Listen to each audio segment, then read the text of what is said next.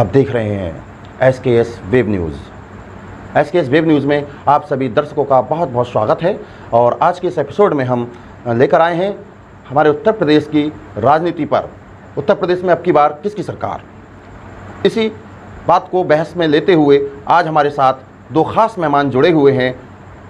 सबसे पहले मैं आपका परिचय कराता हूं, हमारे भाजपा के पूर्व जिला विस्तारक बिजनौर से पंडित विवेक वशिष्ठ जी का, और दूसरे हमारे समाजवादी की पार्टी के मशहूर और सेफनी के बहुत ही मारूफ कार्यकर्ता जुल्फ़िकार अली भुट्टो साहब से। मेरे सेफनी वासियों और मेरे चैनल को देखने वाले तमाम ही दर्शकों, आपके मन में बेचैनी होगी कि आज कौन से मुद्दे पे बात होगी और किस तरह से बात होगी। दिल थाम कर बैठिए, हम आपके सामने आज लेकर आए हैं एक बेहतरीन और ज्वलंत मुद्दा। सबसे पहला सवाल मेरा ये है कि हमारे उत्तर प्रदेश में विधानसभा चुनाव अनकरीब बिल्कुल नज़दीक आ चुके हैं। हर पार्टी अपनी दावेदारी करती है कि हमारी सरकार बनेगी, हमारी सरकार बनेगी, लेकिन मेरे हिसाब से हम देखते हैं कि सूबे में कुछ दल ही मजबूत हैं। उनमें से जो दल मजबूत हैं उनके कुछ कार्यकर्ता हमारे बीच में हैं, जो मैं पहले ही आपको तारुफ करा चुका हूं। आइए सबसे पहले हम अपने पंडित विवेक वशिष्ठ जी से एक राय जानना चाहते हैं कि वशिष्ठ जी, आपकी सरकार, भाजपा सरकार केंद्र में भी है और राज्य में भी है। चुनावी बिगुल फूंका जा चुका है। आपके सरकार ने, आपके जिला, प्रदेश या राष्ट्रीय कार्यकारिणी ने जो बहुत बड़ा विस्तार संगठन इस टाइम खड़ा किया जा रहा है, जगह जगह पर कार्यकर्ताओं को जिम्मेदारियां दी जा रही हैं, और आप बड़े कॉन्फिडेंस के साथ, बड़े आत्मविश्वास के साथ ये कह रहे हैं कि इस बार फिर हमारी सरकार। इस बारे में आपकी क्या राय है? सर्वप्रथम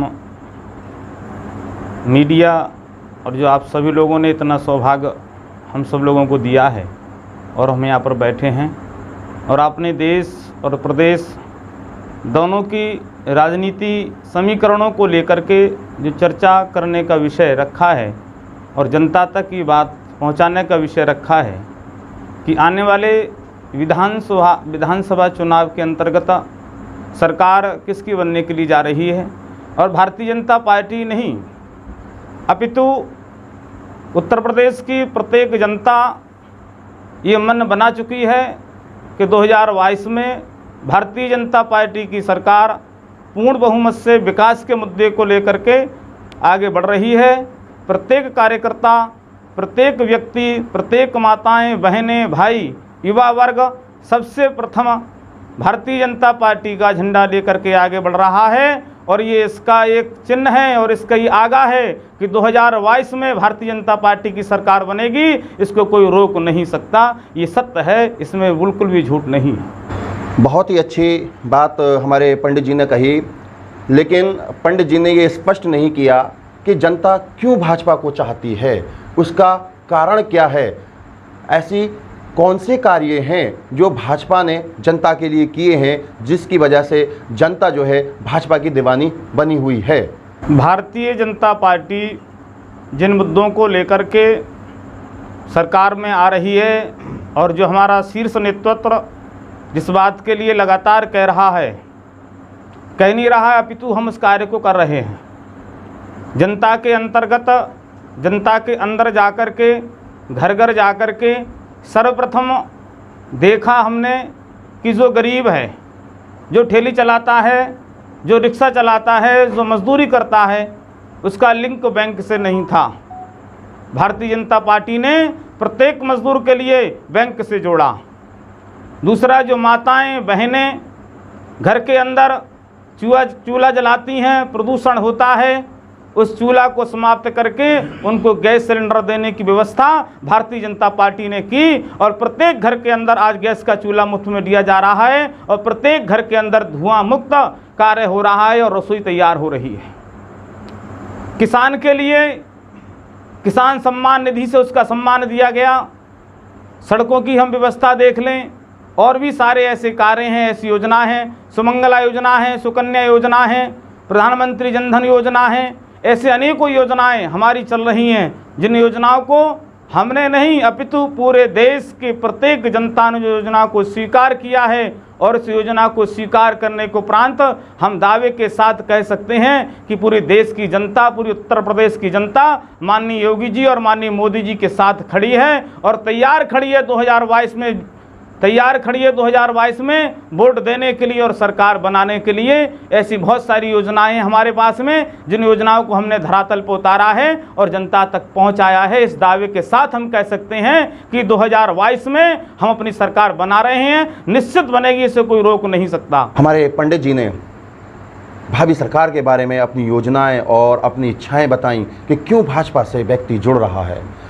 अब मैं जानना चाहूँगा कि हमारे जो वरिष्ठ कार्यकर्ता समाजवादी पार्टी के हैं जुल्फ़िकार अली भुट्टो साहब से, कि इनकी सरकारें पूर्व में रहीं और एकदम से विफल हुई, क्यों विफल हुई और अब फिर से ये दोबारा से सत्ता में आने का पूर्ण रूप से दावा कर रहे हैं, जबकि बीजेपी भी अपना दावा दिखा रही है। ऐसे क्या कारण हैं जिससे समाजवादी पार्टी अपने आप की दावेदारी मजबूत कर रही है?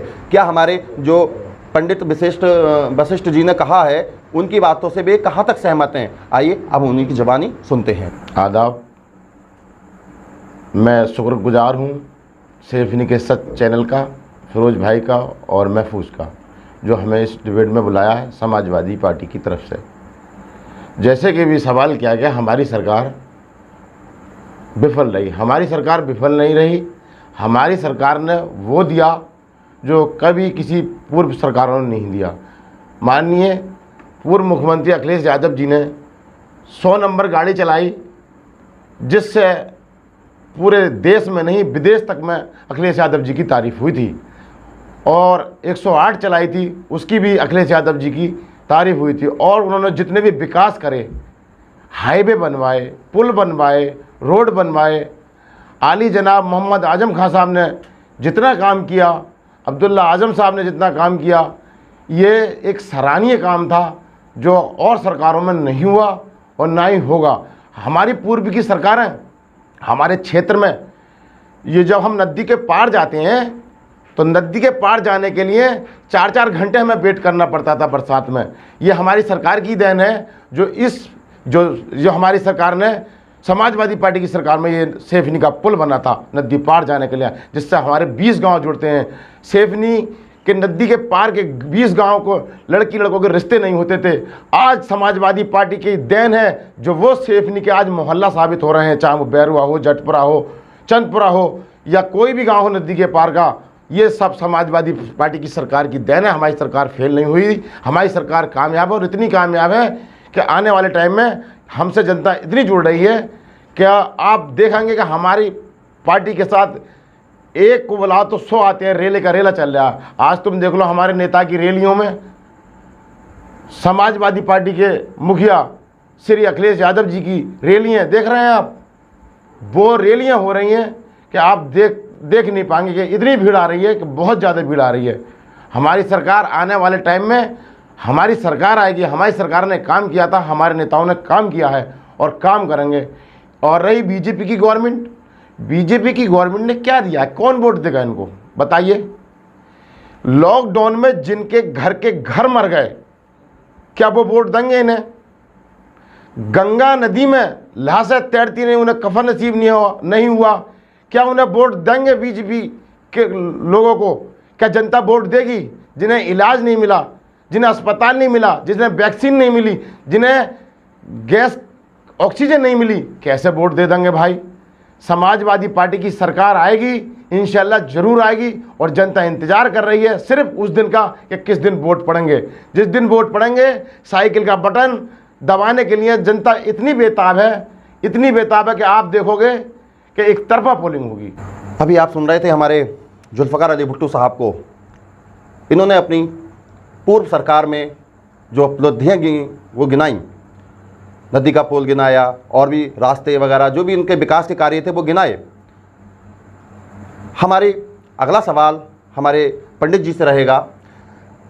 सवाल ये है कि हमारे प्रदेश में भी भाजपा की सरकार है और हमारी 38 मिलक विधानसभा का विधायक भी भाजपा से ही संबंधित है, तो हम वशिष्ठ जी से ये जानना चाहेंगे कि हमारे क्षेत्र में ऐसे कौन कौन से विकास के कार्य हुए जिस पे हम क्षेत्रवासी गौरवान्वित महसूस हो सकें।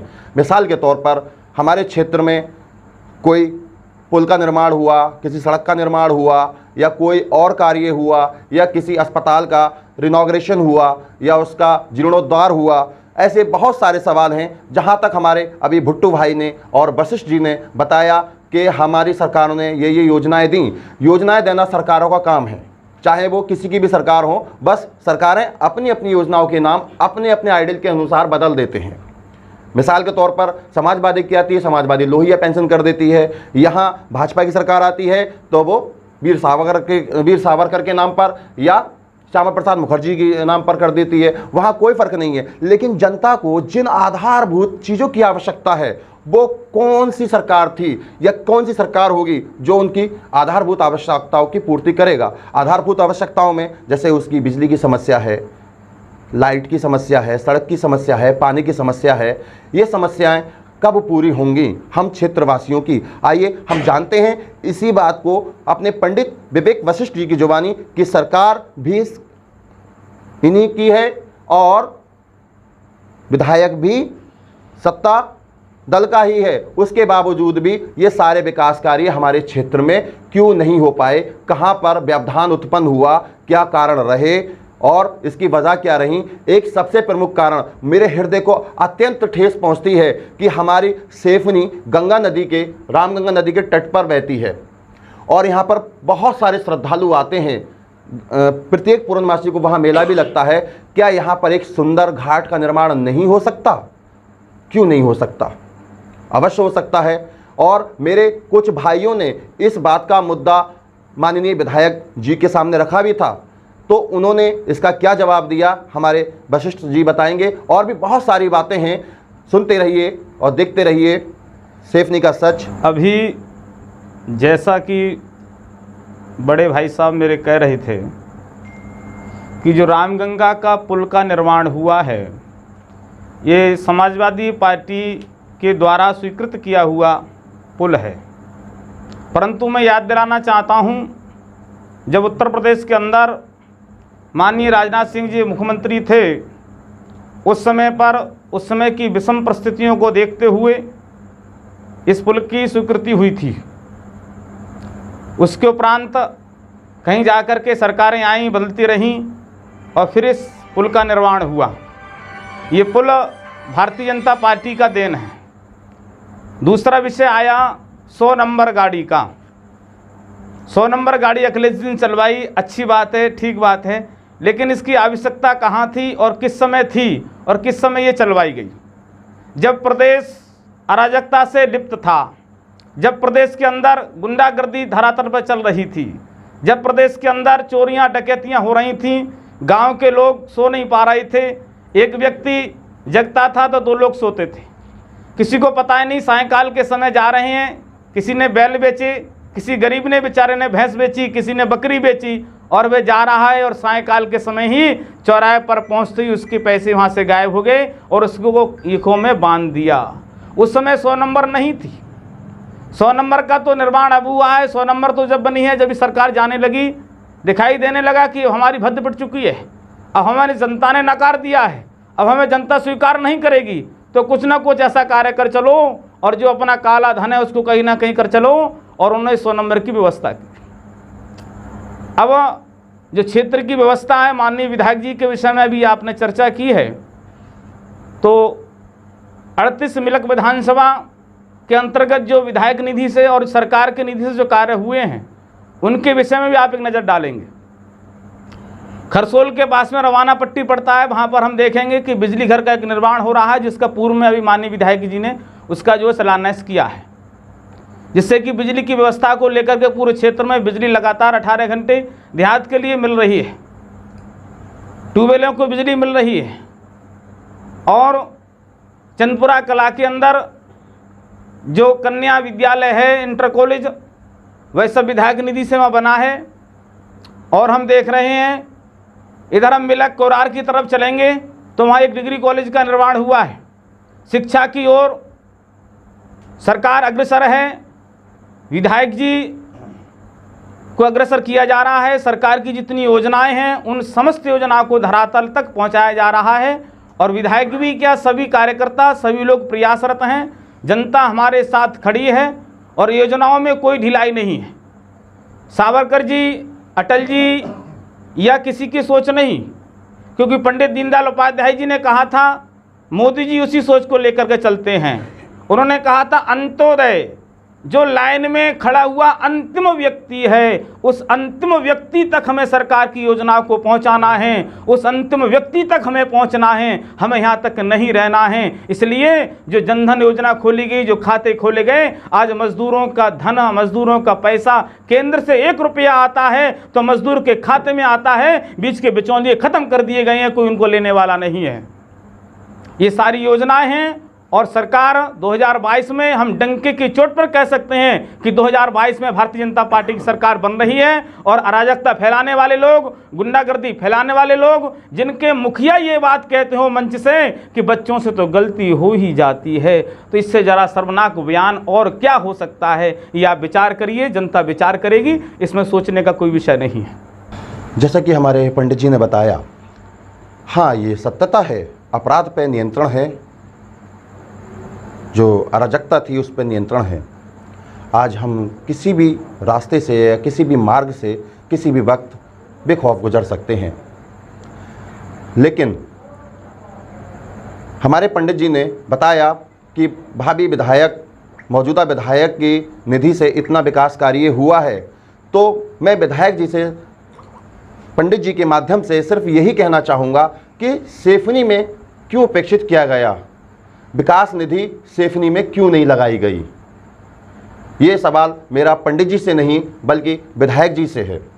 अब इसी कार्यक्रम को हम आगे लेकर चलते हैं और ये जो हमारे अभी विशिष्ट जी ने अपने सवालों के जवाब दिए हैं उसके बारे पे हमारे भुट्टू भाई क्या कहते हैं। जैसा कि अभी बड़े भाई वशिष्ठ जी ने बताया कि राजनाथ सिंह जी की सरकार में पुल पास हुआ, ऐसा नहीं है। ये सरकार समाजवादी पार्टी की सरकार में पुल पास हुआ था, समाजवादी पार्टी की सरकार में बना था और समाजवादी पार्टी की सरकार में ही इसका उद्घाटन हुआ था, चालू हुआ था।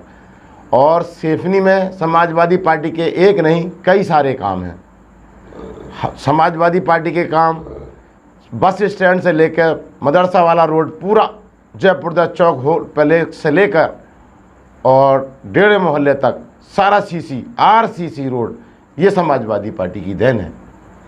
और समाजवादी पार्टी की बहुत सारी देनें हैं जो समाजवादी पार्टी ने जितना विकास क्षेत्र में, सेफनी में, देहात में, सब में करा था, विधायक जी ने कराया था, मंत्री जी ने कराया था, सबके कोटों से समाजवादी से हम लोगों ने वहाँ यहाँ काम कराया।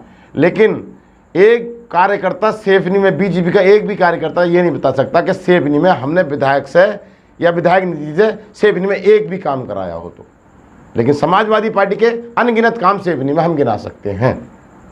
रही सरकार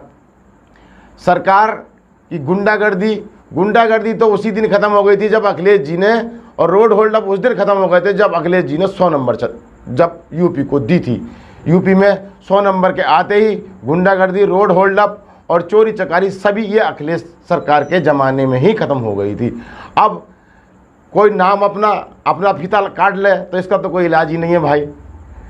और जितने भी आने वाले टाइम में, ये इन्होंने अभी गैस सिलेंडर की बात की थी, जब हमारी सरकार थी तो 400 रुपये का सिलेंडर था, इन्होंने फ्री में गैस सिलेंडर दे दिया साहब, लेकिन उसे कर तो 1000 रुपये का दिया। आज फ्री में सिलेंडर देने के बाद 400 रुपये वाला 1000 रुपये की गरीब महिला कहाँ से भरवाएगी।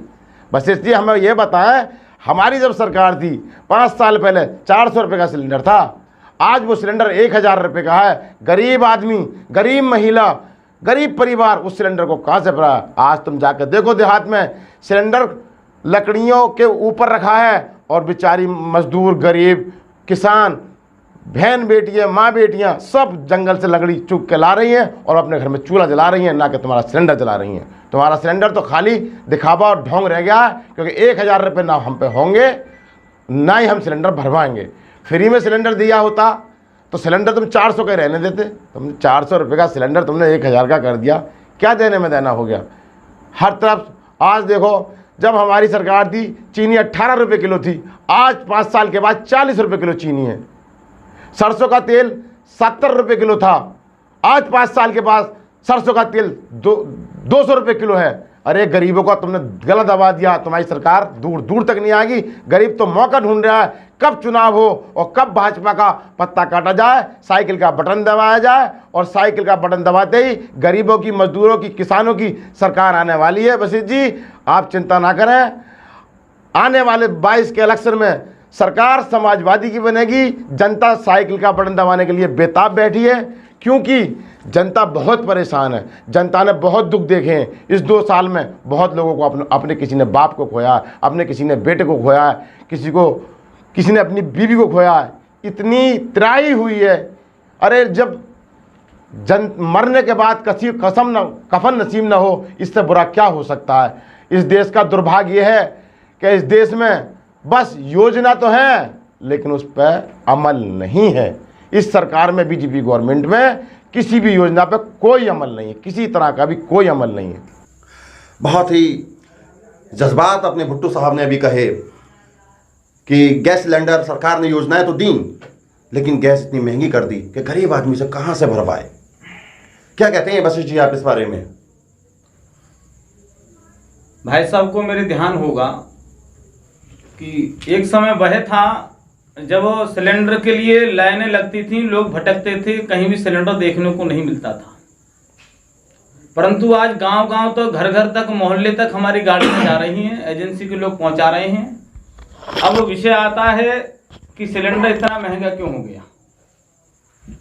समय इतना परिवर्तन है, देश की विषम परिस्थिति रही, इतने भयंकर कोरोना काल में देश जूझा है, और ऐसी विषम परिस्थितियों में माननीय नरेंद्र मोदी जी ने प्रत्येक जीव के लिए, प्रत्येक घर वालों के लिए, प्रत्येक आदमी के लिए उसके घर तक मुफ्त में गल्ला पहुंचाने का काम किया, जिससे कि मेरा देश के वासी, 125 करोड़ देश के वासी कोई भूखा ना मरे। इसलिए प्रत्येक घर के अंदर गेहूं और चावल और दाल आदि की व्यवस्था माननीय नरेंद्र मोदी जी ने मुफ्त में कराई, और 1-1 महीने में 2-2 बार गल्ला लोगों को मिला है।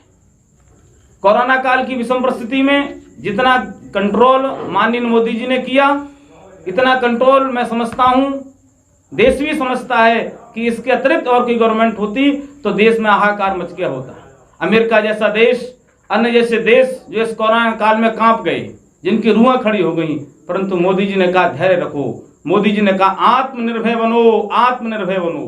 कोरोना काल में जो लोग दूर दूर से आए थे, उन सभी लोगों के लिए उत्तर प्रदेश के अंदर, उत्तर प्रदेश की गाड़ी, उत्तर प्रदेश के वाहन, उत्तर प्रदेश की पुलिस, उत्तर प्रदेश के सामाजिक संगठन, उत्तर प्रदेश के राजनीतिक दल, सभी लोगों ने मिलकर के उन सभी का सामना किया, और इस काल से, देश के संकट से सभी लोगों ने मिलकर के सब लोग उभरे हैं। धीरे धीरे सारी व्यवस्थाएं अनुकूल हो रही हैं।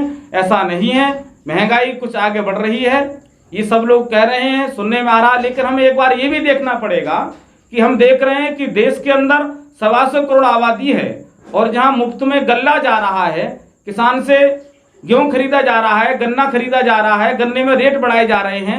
2012-11 में गन्ने का क्या रेट था, उस रेट के अनुसार आज चीनी का रेट आप देख रहे हैं। गेहूं का विषय आया, गेहूं मुफ्त में बट रहा है, गल्ला सबको मुफ्त में दिया जा रहा है। सरकार उन समस्त योजनाओं के लिए, गरीब के लिए, जनता के साथ कंधे से कंधे मिलाकर खड़ी है। किसी भी परिस्थिति में, किसी भी स्थिति में एक भी व्यक्ति के लिए भूखा मरने नहीं दिया जाएगा, और नहीं दिया गया है। सबकी सुरक्षा, सबकी व्यवस्था, सबका साथ, सबका विकास के साथ में हम आगे बढ़ रहे हैं, और इसी तरह से आगे बढ़ते रहेंगे। अभी हमारे मेहमान खुसूसी वशिष्ठ जी ने बताया, अपनी सरकार की उपलब्धियां गिनाई। हर कार्यकर्ता अपनी सरकार की उपलब्धियां गिनाता है, लेकिन कौन सरकार सही है ये चुनते हैं यार जनता। जनता की कसौटी पर जो सरकार सही उतरती है, वही सरकार ए ग्रेड की होती है। आप भी देखते रहिए SKS वेब न्यूज़, और बताइए, कमेंट्स में लिखिए, अपनी राय लिखिए कि किसकी सरकार इस बार बनेगी। अब मैं अपने बड़े भाई बुट्टू भाई से सवाल रखता हूं कि हमारे जो वशिष्ठ जी ने अभी जो अपने जवाब बताए हैं, सरकार की अपॉर्चुनिटी, उपलब्धियां गिनाई हैं कि हमने हर घर तक राशन पहुंचाया है, इस बात से भी कहाँ तक सहमत हैं। लेकिन मेरा अपना खुद का निजी नज़रिया है कि हमारी सैफनी की बात कर रहा हूं मैं, सैफनी में बहुत सारे परिवार ऐसे हैं जिनके पास राशन कार्ड मौजूद नहीं हैं। उन लोगों को राशन सरकार कैसे पहुंचा पाई थी? ये सारे सवाल हम फिर कभी करेंगे, डिस्कस करेंगे। हमारे अगले सवाल में विवेक वशिष्ठ जी इसका जवाब देंगे। अब मैं अपने भुट्टू भाई से ये कहना चाहूँगा कि भुट्टू भाई की सरकार वर्तमान में नहीं है, लेकिन पिछली सरकारों में ऐसे क्या कारण रहे थे जिसकी वजह से वे सत्ता में नहीं आ पाए? मिसाल के तौर पर मैं एक मुद्दा आपके सामने ले लेता हूँ, शिक्षा मित्र। शिक्षा मित्र से आप बहुत अच्छे से परिचित हैं, सभी लोग परिचित हैं। क्या आज उनके अंदर इतना स्टैमिना बचा है कि वो 8 घंटे या 10 घंटे पढ़ाई करने के बाद में सुपर टेट की परीक्षा क्वालिफाई कर सकें? नहीं कर सकते, क्योंकि उनका सारा समय गुजर जाता है विद्यालय में, विद्यालय के मिड डे मील में और भी दीगर दूसरे कार्यों में। तो सरकारों ने उनकी वरिष्ठता के, उनकी योग्यता के आधार पर उनको प्रमोट क्यों नहीं किया? अखिलेश सरकार दावा करती है कि हम शिक्षा मित्र हितैषी हैं, भाजपा सरकार दावा करती है कि हम नौकरियों, युवाओं को रोजगार देंगे, लेकिन मैं कहता हूं कि दोनों ही सरकारें युवाओं के साथ खिलवाड़ करती हैं। यदि अखिलेश सरकार शिक्षा मित्रों की या युवाओं की हितैषी थी, तब उसने अपने शासनकाल में शिक्षा मित्रों को या अन्य कर्मचारियों को परमानेंट क्यों नहीं किया? कोई कानून बनाकर क्यों नहीं किया? और अब मैं सवाल करता हूं वर्तमान सरकार से कि अगर वे युवाओं की हितैषी है तो वे शिक्षा मित्रों के साथ में ऐसा सौतेला व्यवहार क्यों कर रही है? मेरा सवाल है अपने भुट्टू भाई से। पहले तो मैं अपने बड़े भाई वशिष्ठ जी की बात का जवाब दूंगा। इन्होंने कहा था अभी क्या घर घर राशन पहुंचा रही है हमारी सरकार। वशिष्ठ जी हमें यह बताएं, क्या 1 महीने में 5 किलो आप एक परिवार को गेहूं देते हैं? क्या 5 किलो गेहूं में एक परिवार, एक आदमी, नहीं, एक परिवार नहीं, एक ठीक है, क्या 5 किलो गेहूं में 1 महीना आप काट लेंगे? नहीं, जो 5 किलो गेहूं आप दे रहे हैं वो भी 20% लोगों को, और वो भी सिर्फ अपनी पार्टी के लोगों को। आज सेपनी में हाल देख लीजिए, ऐसा नहीं, 20% लोगों को, ऐसा नहीं है, 20%। निजी आंकड़ा है, मेरी बात सुन लीजिए, राजनीतिक आंकड़ा है, लेकिन राजनीतिक आंकड़ा नहीं है। जनता भाई मेरी बात सुनिए, यहाँ पे नोट कर लीजिए, भाई मेरी बात सुनिए। 5 किलो गेहूं से क्या आप 1 महीना काट लेंगे? नहीं, और वो भी 20% जनता को? नहीं, बिल्कुल गलत। आपका राजनीतिक आंकड़ा है, 20% गल्ला, 100 के 100% गल्ला बट रहा है। बिल्कुल गलत। ये आप कहीं जाकर देख लीजिए, जनता तक नहीं पहुंच रहा, जनता तक 20% पहुंच रहा है। मैंने मैंने खुद जाकर के राशन बंटवाया है कोटों पर जाकर। 5 किलो गेहूं क्या एक व्यक्ति 1 महीने में उसको पूरा पड़ जाएगा? अच्छा, 5 किलो तुमने एक व्यक्ति को गेहूं दे दिए, पूरे 5 किलो 1 महीने के, उसका वो पूरे 5, वो ज्यादा 10 दिन खा लेगा। और उसके बदले में आपने क्या किया? 400 का सिलेंडर 1000 का किया, 18 की चीनी। नहीं, वो बात तो हो गई, बात हो गई। और दूसरी बात आपने कही गन्ने की बात। किसान 1 साल से बॉर्डर पे माथा रगड़ रहा है, आपकी दोनों सरकारें। अच्छा, आप उन्हें किसान मानते हैं? आप उन्हें किसान मानते हैं जो बॉर्डर पे हैं? कोई भी सरकार वो किसान नहीं है, वे समाजवादी पार्टी के खरीदे हुए, कांग्रेस आदि लोगों के खरीदे हुए, उनके पैसों पे पलने वाले लोग हैं। उनको हम किसान नहीं मानते, वो किसान नहीं। बहुत बढ़िया, जो आपके सुर में सुर मिला है, नहीं हो सकता, जो आपके सुर में सुर मिला है वो किसान है, जो आपके सुर में सुर मिला है वो किसान है। आप नारे लगाए, वह किसान कैसे हो सकता है? वह किसान हो ही नहीं सकता। आपकी बारी आएगी, पहले भुट्टू भाई को अपनी बात नहीं। जो किसान बॉर्डर की बता रहे हैं, बॉर्डर पे किसान बैठा है, वो किसान नहीं है। जो अपनी मांग को मनवाए वो किसान नहीं है। जो लाल किला पे जाकर तिरंगे का अपमान करे वो किसान हो सकता है। जो देश के अंदर अराजकता फैलाए वो किसान हो सकता है। जो देश के अंदर कार्य कर रहा है वो किसान हो सकता है। किसान ऐसा नहीं हो सकता। किसान अपना काम कर रहा है, किसान खेती में काम कर रहा है, किसान जंगल में काम कर रहा है। किसान नहीं है वह लोग जो तिरंगे का अपमान करते हैं। बंगाल में जाकर किसान चुनावी जनसभा को संबोधित कर रहा है, वो किसान हो सकता है क्या? कोई भी लड़ सकता है चुनाव, कोई भी चुनावी सभा को संबोधित कर रहा है, वो टिकट वह क्या किसान हो सकता है? ये बताइए आप। जी बंगाल में जाकर, अन्य राज्यों में जाकर के जो चुनावी सभाएं कर रहा है, वो किसान नहीं हो सकता। बोलने दीजिए, हम उसको बोलने दीजिए, किसान बस नहीं मेरी मानते। बात को बोलने का मौका दीजिए। टिकैत जी बंगाल में बोलिए। वोट मांगने नहीं गए थे ना, उन्होंने वोट की अपील की थी, वो अपने किसी निजी काम फसल कर उगाने रहे गए होंगे, धान वगैरह उगाने वो के क्या लिए। करने बस गए होंगे आप आपको अपना बताओगी, लेकिन प्रश्न उन्होंने नोट वोट नहीं कर मांगा है, लीजिए। उन्होंने बस कोई आप वोट अपना नहीं प्रश्न मांगा है। नोट कर लीजिए, आपकी बारी आई है, अब पूछना, आप बताएं। वोट तो बंगाल में आपके सारे मंत्री, केंद्रीय मंत्री, हम बंगाल यूपी की- के मंत्री सब गए थे वोट मांगने, और आपने उनका असर भी देख लिया था। हमारा जो सवाल था, आप सवाल से फिर दोनों लोग भटक गए हैं। हमारा ये सवाल था कि जो सरकार की महत्वाकांक्षी योजनाएं हैं, सरकार उन्हें लागू करने में कहां तक सफल होती है। सरकार, जैसे अभी हमारे वशिष्ठ जी ने बताया कि सरकार ने हर घर में राशन पहुंचाया है। मैं उस सवाल को लेकर आपके सामने सवाल रखा था मैंने कि क्या आप उस बात से कितने सहमत हैं, कितने लोगों को मिला। ये मैंने पहले ही कह दिया कि हमारे क्षेत्र में नहीं बल्कि किसी भी गांव में, किसी भी शहर में 100% लोगों के राशन कार्ड नहीं हैं। उसमें ऐसे लोग भी हैं जो वास्तव में नीडी हैं, बहुत ज़्यादा ज़रूरतमंद भी हैं, और ऐसे लोगों के भी कार्ड बने हुए हैं जिन्हें ज़रूरत नहीं है। तो ऐसे में सरकार की अप्रोच उन लोगों तक कैसे बनी जो लोग असहाय थे, गरीब थे और उनके पास राशन कार्ड भी नहीं था, क्योंकि सरकार ने जो राशन वितरण किया है वो राशन कार्ड के माध्यम से किया है। तो उन लोगों तक सरकार ने कैसे अपनी अन्नपूर्णा योजना का लाभ पहुंचाया, ये सवाल मैं विवेक वशिष्ठ जी से बाद में रखूंगा। ये मैं खुद सवाल रखूंगा, लेकिन आप अपनी राय बताएं। फिरोज भाई, 5 किलो यूनिट एक व्यक्ति को गेहूं नहीं, महीने में 2 बार मिल रहा है, 2 बार मिल रहा है, तो एक महीने में बार 10 मिल किलो रहा हो है। जाता है। देखो जी, 20% लोगों के सेवनी में कार्ड है। आप सेवनी में पता कितने कार्ड है आपको? सेवनी में कितने कार्ड है? 4000 के लगभग कार्ड है। सेवनी की जनसंख्या कितनी है?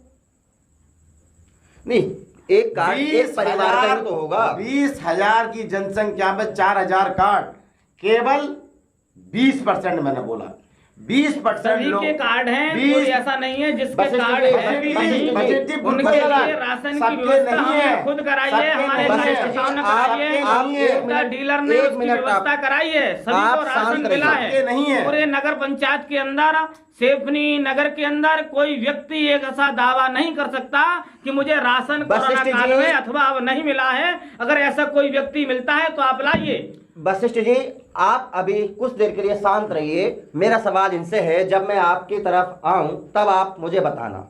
जी, 20,000 की जनसंख्या वाली नगर पंचायत सेफनी में 4000 राशन कार्ड भी, मेरे कहने का मतलब 20% लोगों का हुआ। नहीं वशिष्ठ जी, देखिए, यहाँ घर घर भुट्टो भाई राशन कार्ड ही नहीं है, तो राशन पहुंचेगा कहाँ से? एक मिनट मेरी आप बात आपने सुन कभी लीजिए। इस बात पे गौर दिया ही नहीं। यहाँ पे 20,000 की पॉपुलेशन है जहां पर राशन कार्ड है ही नहीं लोगों पे। राशन कार्ड वाले को तो राशन मिलेगा, जिस पर राशन कार्ड है उसे तो राशन कार्ड मिलेगा, जिस पर राशन कार्ड नहीं उस पर राशन नहीं मिलेगा। अच्छा, हमारे तो सेब में पहले तो तकरीबन राशन परिवार पहुंचवाया कितने है होंगे? सरकार ने, कोरोना काल में राशन पहुंचवाया है। राशन कार्ड है अथवा नहीं है, नहीं उसकी पहुंचा। कोई प्राथमिकता कहीं कोटा जिन डीलर पे नहीं बता राशन- सकता। जिन- जिसने कहा मेरे पास अनाज नहीं है, अनाज नहीं है, उसके पास राशन कार्ड भी किसी कारणवश नहीं है, तो उसको राशन दिया गया है, ये सत्यता है। इस नहीं, बात में नहीं। कोई झूठ बात नहीं है, बिल्कुल सत्य है। बिल्कुल नहीं दिया गया। जिस पर राशन कार्ड नहीं है, बिना अंगूठा लगाए तो राशन कार्ड वाले को तो राशन मिलता नहीं। बिना राशन कार्ड वाले को कैसे मिल जाएगा वशिष्ठ जी? कोरोना काल में सभी को राशन दिया गया है। अरे राशन कार्ड वाले का जब तक अंगूठा नहीं लगवा लेते उसे राशन नहीं देते। ये कोटा डीलर, और जिनका कार्ड नहीं उन्हें कैसे दे देंगे भाई? का विषय अपना अलग है। नहीं देंगे, न दिया है। चलिए, अब यहीं पर रोकते हैं। मैं ये कहना चाह रहा हूं दोनों लोगों से कि हमारी सेफनी में तकरीबन 4000 के लगभग कार्ड होगा। क्या सेफनी में 4000 के लगभग ही कार्ड होना चाहिए या कम या ज्यादा? हमारे सेफनी में लगभग कितने परिवार होंगे? दोनों लोगों में से कोई भी अपने इस सवाल का जवाब रख सकते हैं, दोनों में से कोई भी।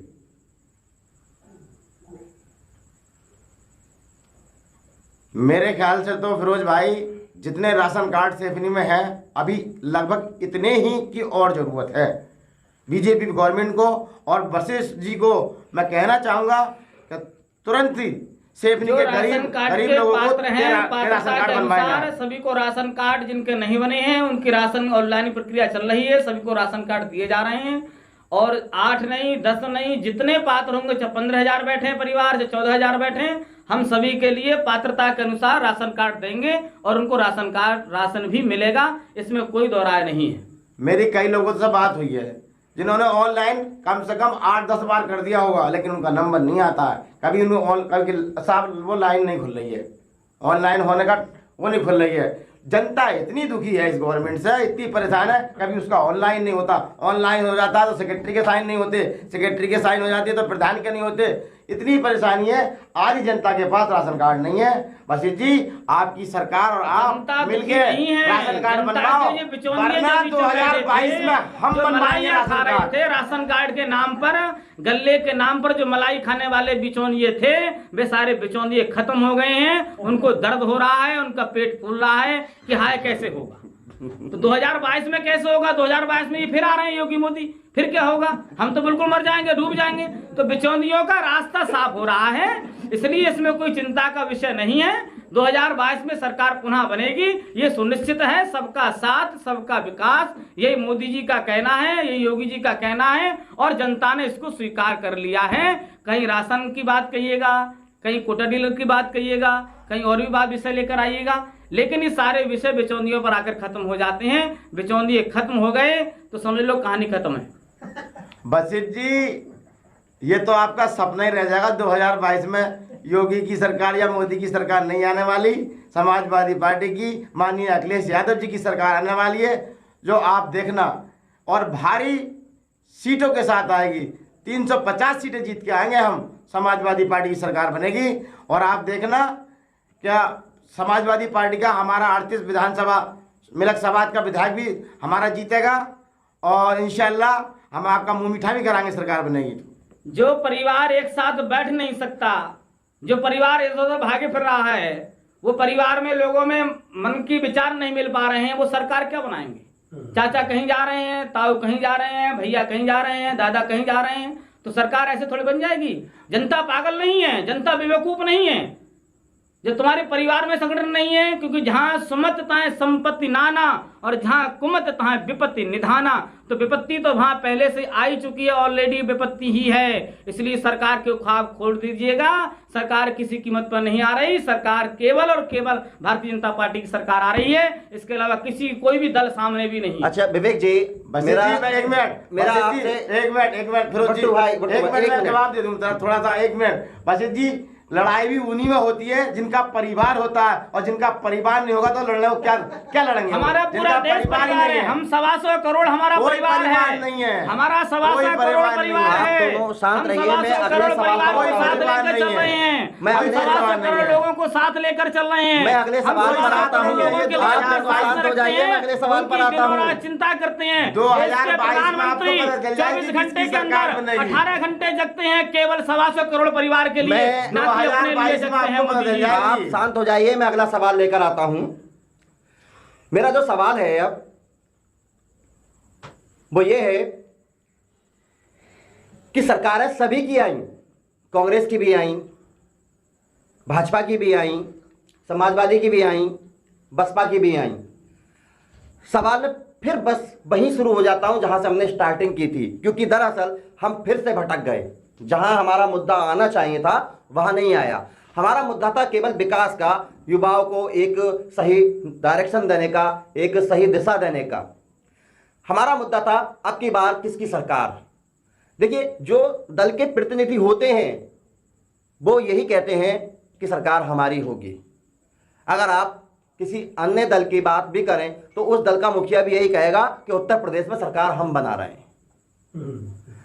तो ऐसा नहीं है, जनता आराम से जानती है कि किस पार्टी की दावेदारी है, जनता पूरा नब्ज टटोलना जानती है। अब देखना यह है कि कौन सा दल जनता की दुखती रख पर हाथ रखकर उसकी नब्ज टटोलने में कामयाबी हासिल कर सकती है। देखने की बात यह है, हमारी 38 मिलक विधानसभा जो हमेशा अपेक्षित रही है, पता नहीं क्या दुर्भाग्य रहा है इसका कि जब से हमने होश संभाला है ये सुरक्षित सीट ही रही है। बहुत ज्वलंत सवाल है मेरा जब से हमने होश संभाला है ये सुरक्षित सीट ही रही है। यहाँ पर लोगों का विधायक बनने का या चुनाव लड़ने का एक सपना था, वो सपने का सपना ही रह गया। थोड़ी आस जगी आज से ठीक 10-12 साल पहले, जब नया परिसीमन हुआ, लगा कि 25 साल पूर्ण हो गए हैं, इस बार हमारे विधानसभा की सीट बदल जाएगी, क्योंकि उस वक्त हमारी विधानसभा लगती थी 39 चमरौआ शाहबाद, दोनों को मिलाकर के एक विधानसभा बनाया गया था। अब चूंकि यहाँ घनी आबादी है, मिश्रित आबादी है, लेकिन शाहबाद ने ऐसा क्या काम किया है कि शाहबाद को हमेशा उपेक्षित रहना पड़ा। शाहबाद का कोई भी ऐसा व्यक्ति जो राजनीति में रसूख रखता था पहले से ही और अच्छा अभिव्यक्ति था या वो लड़ना चाहता था, शाहबाद ने सीट क्यों नहीं की गई, फिर सुरक्षित से सुरक्षित क्यों रह गई?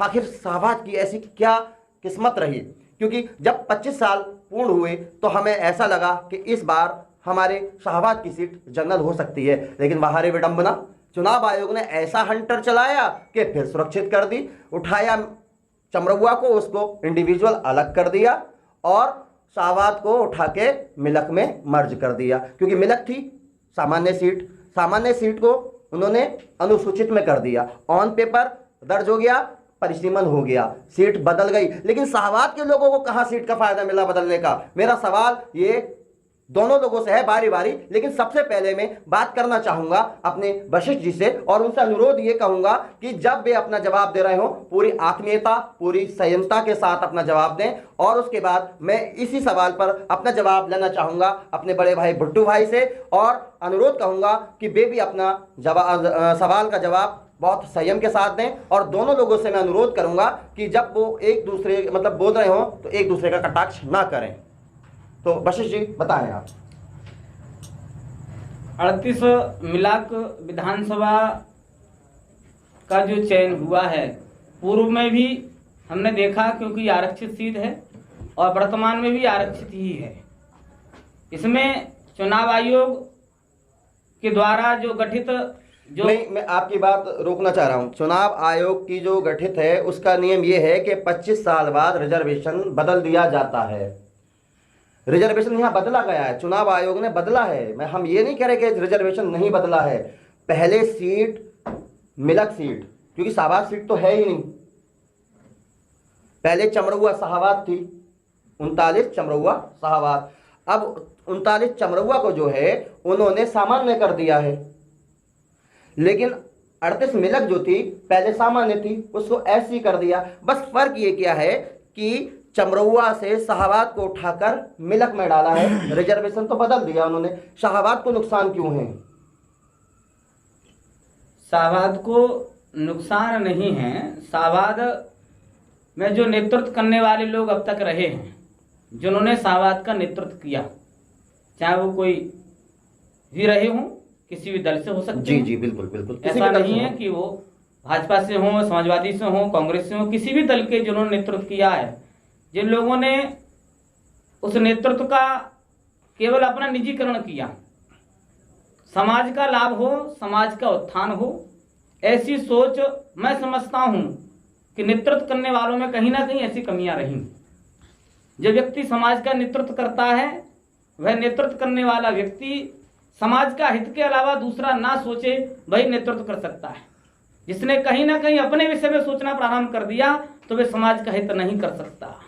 सही बात है आपकी। तो पूर्व में जितने भी राजनीतिक लोग रहे, जो ये प्रक्रियाएं चली, इन समस्त प्रक्रियाओं में आपत्तियां होती हैं, कानूनी प्रक्रिया बहुत सारी होती हैं, परंतु नेतृत्व करने वाले लोगों ने सोचा कि अब क्या होगा, क्या लाभ होना है। कहीं ना कहीं नेतृत्व करने वालों की कमियां रही हैं, चाहे वो बिल्कुल सही बात रही है।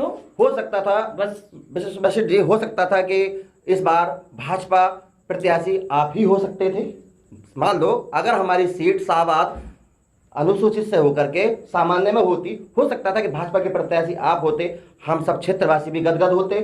लेकिन ऐसा शाहबाद के साथ में क्यों हुआ? क्यों ऐसा लोगों ने किया? मेरा सवाल ये था कि ऐसे क्या कारण है, ऐसा क्या लाभ है लोगों को जो उन्होंने आपत्तियां नहीं दर्ज की? आप ये बात मानते ही नहीं मानते हैं कि शाहबाद के साथ में गलत हुआ या सही हुआ? गलत तो हुआ ही है भाई। जो पर उसके 25 साल, अब 50 साल तक शाहबाद क्षेत्र रिजर्वेशन की आड़ में झुका रहेगा, नहीं झुका रहेगा? आपके दृष्टिकोण में गलत है या सही है? गलत तो है ही, बिल्कुल गलत है। क्योंकि यहाँ पर सामान्य व्यक्ति के लिए इतने लंबे समय से लोगों ने प्रतीक्षा की है, परंतु अब जो व्यवस्था बन गई है उसके अनुसार हमें चलना है।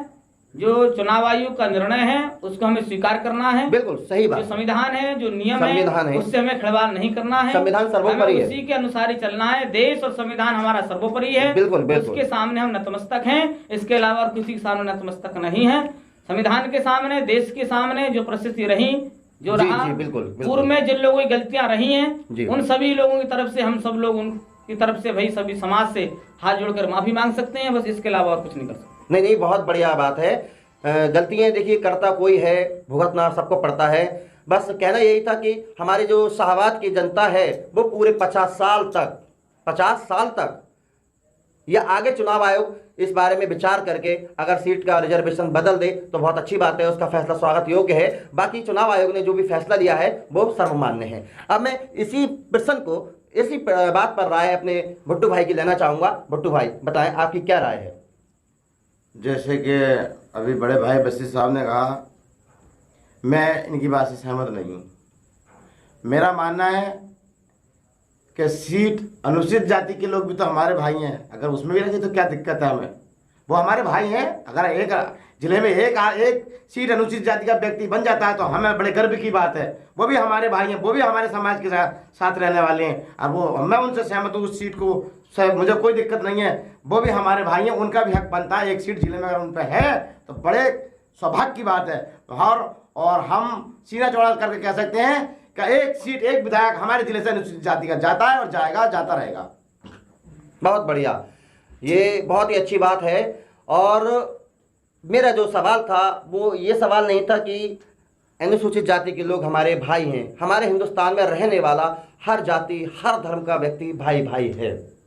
मेरा सवाल ये था कि जो ये व्यवस्था है, इस व्यवस्था से आप कहाँ तक सहमत हैं? ये जवाब तो फिरोज भाई आपको चुनाव आयोग से लेना पड़ेगा या वर्तमान सरकार से लेना पड़ेगा, हमारे पास इसका जवाब नहीं है। बहुत अच्छा, हमारे बीच में दोनों ही वक्ता बहुत अच्छे वक्ता हैं। हमारी सैफनी के बहुत ही अच्छे वक्ताओं में गिनती होती है। हमारे वशिष्ठ जी भी एक भाजपा के बहुत अच्छे वक्ता हैं और बहुत अच्छे कार्यकर्ता हैं। और हमारे भुट्टू भाई भी, मैं ये कहूँगा कि सैफनी क्षेत्र में अगर वरिष्ठ कार्यकर्ता समाजवादी के हैं तो वह भुट्टू भाई हैं, क्योंकि मरहूम डॉक्टर शराफत अली खां के गुजर जाने के बाद में अब ये जिम्मा शायद इन्हीं के सर पर आ पड़ा हो। अब मेरा जो एक सवाल है, बहुत छोटा सा सवाल है कि हमारे 38 मिलक विधानसभा में वर्तमान विधायक श्रीमती राजवाला जी हैं और मैं आशा करता हूं कि शायद अगली प्रत्याशी भी वही हों। मैं इस विषय में अपने वशिष्ठ जी से जानना चाहूँगा कि क्या इस बार हमारी विधानसभा की प्रत्याशी भाजपा पार्टी की तरफ से राजवाला जी ही रहेंगी या कोई और अन्य हो सकता है, या पार्टी हाईकमान इस विषय में विचार कर रही है? 38 मिलक विधानसभा का प्रत्याशी का चयन हमारे यहाँ हाईकमान जो निर्णय लेता है वही स्वीकार होगा। जो संगठन निर्णय लेगा, जो पार्टी निर्णय लेगी, वही हमारा प्रत्याशी होगा और वही हमारा उम्मीदवार होगा और वही उसी को जिता करके हम यहाँ से विधायक बना करके भेजेंगे। इस समय पर हम किसी भी विषय पर कोई चर्चा नहीं कर सकते। संगठन शीर्ष नेतृत्व ही हमारा सर्वोपरि है, इसके अलावा और कुछ नहीं कहा जा सकता। बहुत बढ़िया। संगठन सुप्रीम पावर होता है और सुप्रीम पावर जिसके पास होती है तो सुप्रीमो जिसे चाहे उसे कैंडिडेट बनाकर भेज दे। पार्टी के कार्यकर्ता अपने तन मन से लग जाते हैं अपनी पार्टी का झंडा उठाकर। और मैं यही प्रश्न अपने भाजपा समाजवादी के जो कार्यकर्ता हैं मेरे, उनसे पूछना चाहूँगा कि इस बार पार्टी 38 मिलक विधानसभा पर किसके साथ दांव खेलने की तैयारी में है? फिरोज भाई, जहाँ तक टिकट का सवाल है तो टिकट हाईकमान माननीय अखिलेश यादव जी और आली जनाब मोहम्मद आजम खान साहब और वरिष्ठ नेतागण की सहमति से ही टिकट होगा। पार्टी जिसे भी टिकट देगी, कार्यकर्ता संगठन उसे तन मन धन से जिता के लखनऊ तक पहुंचाएगा। बहुत बढ़िया। ये तो सर्वविदित है, यूनिवर्सल है कि सुप्रीम पावर किसी भी पार्टी की हो जिसको टिकट देगी कार्यकर्ता उसे लड़ाएंगे ही। लेकिन मैं सिर्फ ये जानना चाहता हूं कि आप दोनों की राय में आपकी पार्टी से कौन कैंडिडेट हो सकता है, या कौन सा कैंडिडेट आप दोनों की पार्टी के लिए बेहतर साबित हो सकता है। सबसे पहला प्रश्न मेरा विवेक जी से है। भारतीय जनता पार्टी किसी व्यक्ति विशेष की पार्टी नहीं है। इसमें ये पता भी नहीं कि कौन प्रदेश अध्यक्ष इस समय है, 1 घंटे बाद रहेगा अथवा नहीं रहेगा, क्योंकि ये परंपरागत अथवा परिवारवाद वाली पार्टी नहीं है। यहाँ झंडे के नीचे कार्य किया जाता है, देश हित के लिए कार्य किया जाता है। जो भी चुन करके आएगा, हम किसी भी विषय पर कोई भी नाम पर चर्चा नहीं कर सकते। जो भी संगठन निर्णय करके भेजेगा वह हमें स्वीकार होगा, और प्रत्येक कार्यकर्ता उसको तन मन धन के साथ में चुनाव लड़ा करके और यहाँ से विधायक बना करके भेजेगा। इसमें कोई दो राय नहीं है। सबका साथ, सबका विकास के साथ ये चुनाव लड़ा जाएगा और हम विधानसभा जीतेंगे। भुट्टू भाई, आप क्या कहते हैं? मेरा तो जवाब यही होगा साहब, माननीय अखिलेश यादव जी, प्रदेश अध्यक्ष जी, अली जनाब मोहम्मद आजम खां साहब, जिसे भी टिकट दे देंगे जनता उसे जिता के लखनऊ भेज देगी। चलिए, बहुत बहुत धन्यवाद आप सभी का कि आप इस शो में आए। हमारे दोनों कार्यकर्ताओं ने बहुत ही सुंदर वाणी में अपने विचार रखे और बताया कि पार्टी हाईकमान जिस कैंडिडेट को भेजेगी हम तन मन से उसके साथ हैं। क्या जनता भी साथ है? जैसे कि जनता का जो रुझान है हमें देखने मिलता है कि पूर्व की समाजवादी पार्टी के प्रत्याशी रहे, बल्कि विधायक रहे विजय सिंह जी, और वर्तमान में विधायक हैं श्रीमती राजबाला जी।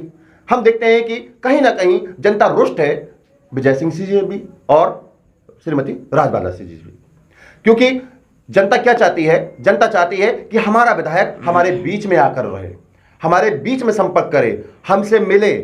जनता ये नहीं चाहती कि हमें विधायक खाने को दे, हमें पीने को दे। जनता ये चाहती है कि विधायक हफ्ते में, महीने में आ जाए और हमसे बस हाथ हिला के पूछ ले, भाई खैरियत से हो? बस जनता का उसी से मन भर जाता है। जहां तक मेरा अपना सवाल है, तो क्या ऐसे में अगर समाजवादी पार्टी विजय सिंह जी का टिकट करती है या भाजपा पार्टी राजबाला जी का टिकट करती है, तो जनता उनका साथ दे पाएगी या नहीं दे पाएगी? क्या जनता ऐसे हालातों में उनका साथ देगी? क्या राय है इनकी? बहुत मुख्तसर से अल्फाजों में दोनों लोग अपनी अपनी राय के रखें। पहले मैं भुट्टू भाई से जानना चाहूंगा, क्या इस कंडीशन में जनता अपनी समर्थन पूरा दे पाएगी या नहीं दे पाएगी? अगर जनता समर्थन नहीं देगी तब आपको क्या परेशानियां उठानी पड़ेंगी? देखो फिरोज भाई, जनता कैंडिडेट के साथ नहीं है, जनता समाजवादी पार्टी के साथ है, जनता साइकिल के साथ है।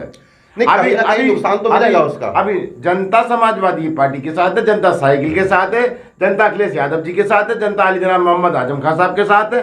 क्योंकि अभी तुमने देखा होगा वर्तमान में जिला पंचायत का चुनाव, चंदपुरे से अजीज भाई को टिकट दिया, जनता ने ऐसे स्वीकार कर लिया और फटाफट जिता के भेज दिया। तो पार्टी जिसे टिकट दे देगी, साइकिल का जिसका निशान होगा वही जीतेगा। नाम कुछ नहीं, टिकट जिसका, काम उसका। क्या कहते हैं विवेक जी आप? मेरा तो यही कहना है कि सबका साथ, सबका विकास के साथ ही हम सब लोग। माननीय राजबाला जी ऐसा नहीं है कि वो क्षेत्र में नहीं आ रही हैं, क्षेत्र में लगातार आ भी रही हैं। उनके पति दिलीप जी भी लगातार क्षेत्र में घूम रहे हैं। अभी हमने देखा श्रावण मास में उन्होंने पूरी मिलक विधानसभा में प्रत्येक गांव का, प्रत्येक देवालयों पर सब जगह जाकर के सर्वेक्षण किया, सब जगह गए, घूमे हैं और लगातार घूम भी रहे हैं। क्योंकि भाजपा का कोई भी कैंडिडेट अथवा कोई भी प्रत्याशी अथवा कोई भी विधायक ऐसा नहीं है कि जो जनता से दूरी बना के रखता हो।